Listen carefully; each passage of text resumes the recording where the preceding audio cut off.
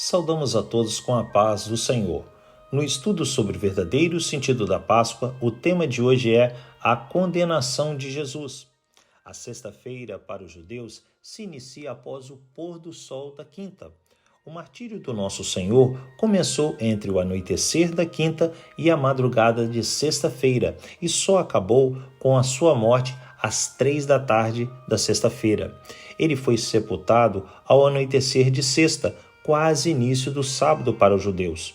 Durante esse período, ele sofreu, foi humilhado, maltratado, crucificado, morto e sepultado, para que através de seu sacrifício vicário, todos os seres humanos tivessem a chance de serem perdoados de suas faltas e iniquidades contra Deus.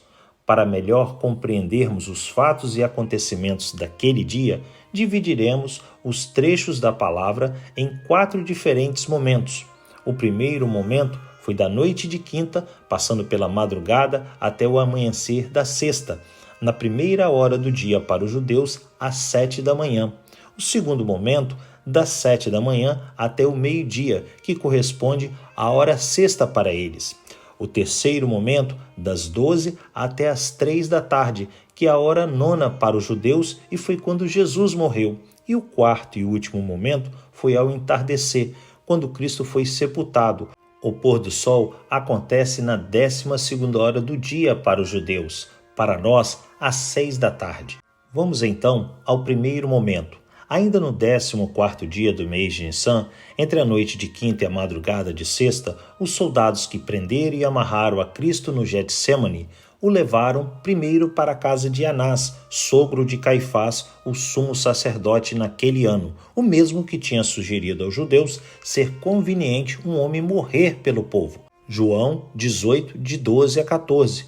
Depois, eles o levaram ao sumo sacerdote, que tentou a todo custo suscitar um falso testemunho contra Cristo, que permaneceu em silêncio.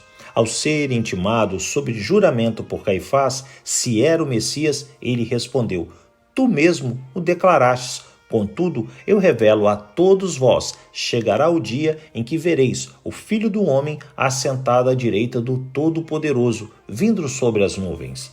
Diante disso, Caifás declarou que o Messias tinha blasfemado contra Deus e, juntamente com o Sinédrio, declararam que por isso ele deveria morrer. Então cuspiram e bateram em seu rosto.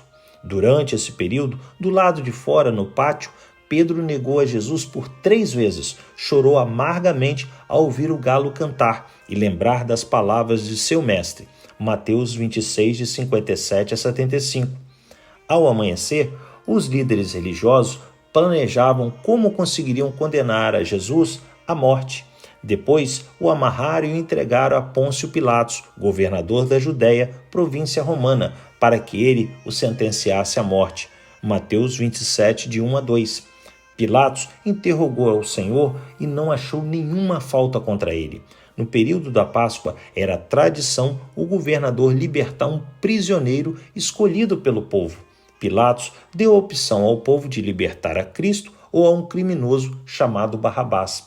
A mulher dele o advertiu para que ele não condenasse o Messias, pois era inocente. Porém, o povo escolheu condená-lo à crucificação, libertando Barrabás.